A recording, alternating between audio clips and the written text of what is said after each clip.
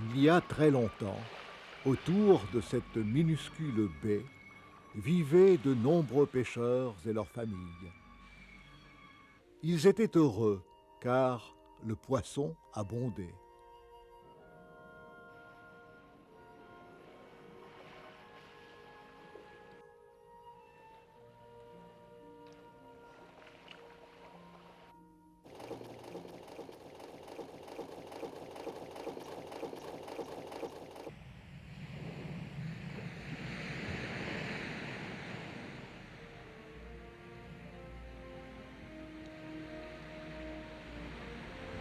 Un matin, 6 pêcheurs, dans 3 barques, cherchaient des appâts, la fouine à la main. Tout à coup, ils aperçurent dans un bassin formé par les coraux une raie gigantesque.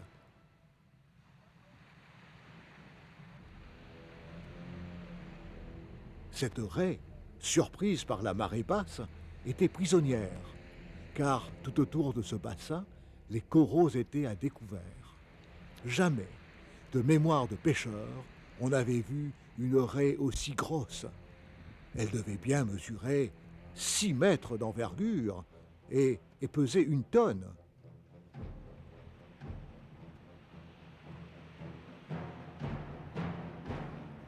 Les hommes hésitent en observant l'énorme masse gris-argent qui, pour le moment, est parfaitement immobile. Enfin, le plus âgé d'entre eux se décide.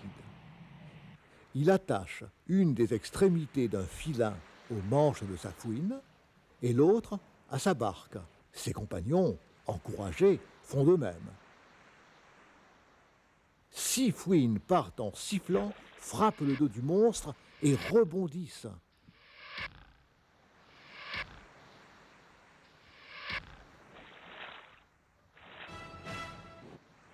Et soudain, l'eau du petit bassin se met à bouillonner. Et les 6 pêcheurs assistent à quelque chose d'extraordinaire. La raie géante bondit hors de l'eau et retombe sur les coraux. Là, s'appuyant sur une aile, puis sur l'autre, elle rampe lentement. Enfin, elle se laisse glisser dans l'eau profonde et disparaît. Les pêcheurs n'en croient pas leurs yeux. La terre n'est plus très loin.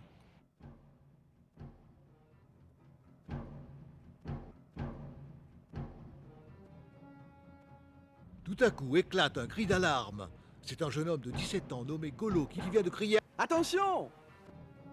Les pêcheurs, horrifiés, peuvent voir la raie surgir de l'eau, s'élever dans l'air et retomber sur la première barque et l'écraser. Golo se jette à l'eau. 2 pêcheurs qui se trouvaient dans la dernière barque sautent à leur tour et nagent vigoureusement. Mais le monstre marin ne veut pas de survivants.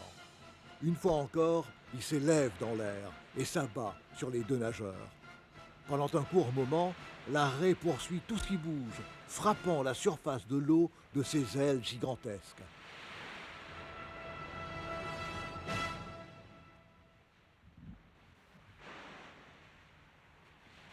Retenant sa respiration, il nage entre 2 eaux. L'eau devient beaucoup moins profonde et rapidement, le jeune homme peut prendre pied. Alors, dans un dernier effort, il court vers la plage où l'attendent les villageois. Tous s'empressent autour de lui. Les uns le soutiennent, les autres lui apportent à boire. Les jours suivants, les pêcheurs n'osent pas sortir en mer.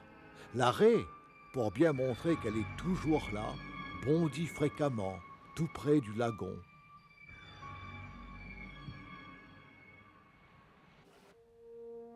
Dans les chaumières, la nourriture se fait rare. Plus de poissons, plus d'argent pour acheter le riz. Les hommes se contentent de pêcher à la gaule pour capturer quelques petites vieilles. Les femmes et les enfants cherchent des crabes et des coquillages. Un jour, la plupart des pêcheurs rentrent bredouilles. On commence à avoir faim dans le village. Le soleil vient de se coucher. Et comme tous les soirs, les hommes se réunissent sur la place.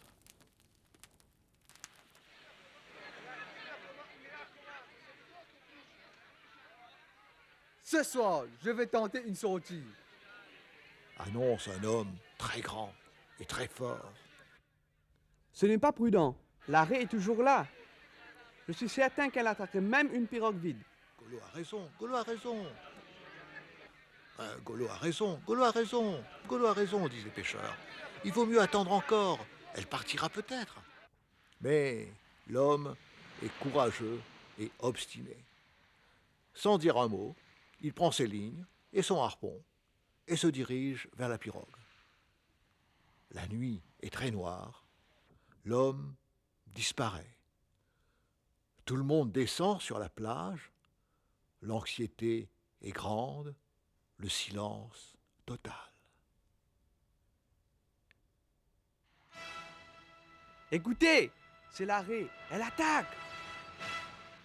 En effet, on entend maintenant le bruit sourd d'une énorme masse s'abattant sur l'eau. Longtemps les pêcheurs attendent leur camarade, qui ne reviendra plus. Le lendemain, au lever du soleil, les pêcheurs trouvent sur le sable les débris de la barque de leur infortuné compagnon. « Nous devrions tous partir avec nos pirogues et attaquer le monstre au harpon, » dit un jeune pêcheur. Impossible. Ma fouine ne lui a même pas fait une égratignure. Mais j'ai une idée. Et l'après-midi, les 2 harpons et les 2 mannequins sont prêts. Golo se met au travail. Sur les flancs de sa pirogue, il fixe solidement les 2 harpons, laissant dépasser leur pointe d'1 mètre. Sur chaque harpon, il enfile un mannequin. Profitant du courant qui se dirige vers la passe, il pousse la pirogue. L'embarcation n'a pas fait 200 mètres qu'on voit l'arrêt surgir de l'eau, s'élever et retomber de tout son poids sur l'embarcation. Et les 2 harpons transpercent le monstre. L'arrêt empalé se débat furieusement et sur la mer, une tache rouge grossit démesurément. Enfin, le monstre ne bouge plus.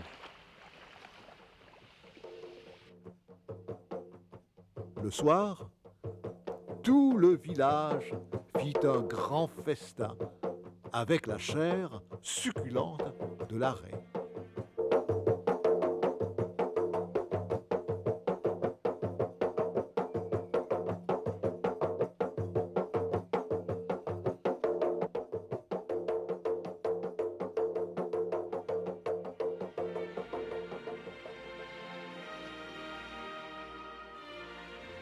Des pêcheurs découvrent une raie dans la baie.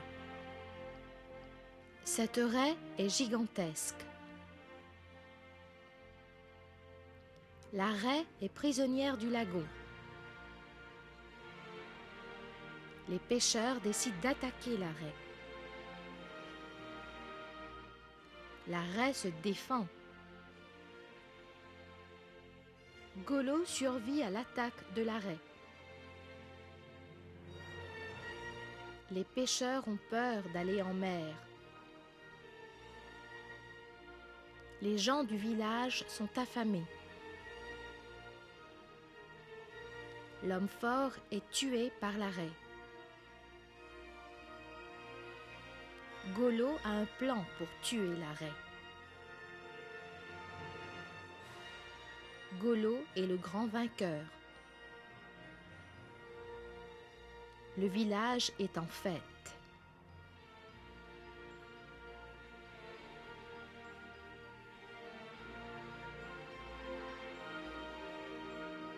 Cherchez des appâts.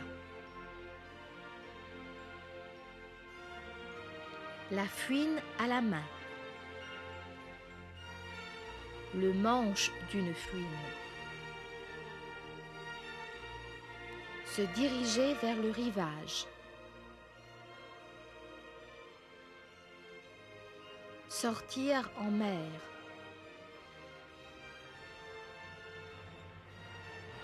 Les pêcheurs rentrent bredouille. Les débris de la barque.